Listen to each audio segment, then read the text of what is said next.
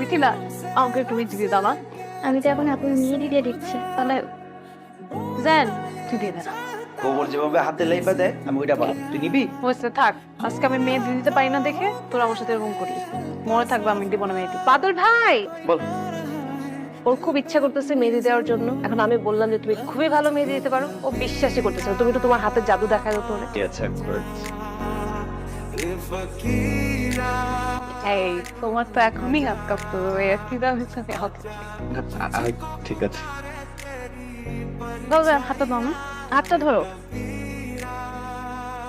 হাত ধরতে চাইলাম কারণ আমি যে লাইনটা ধরে হাতটা চাই, তুমি না হাত ধরলে আমি পড়ে যাবো।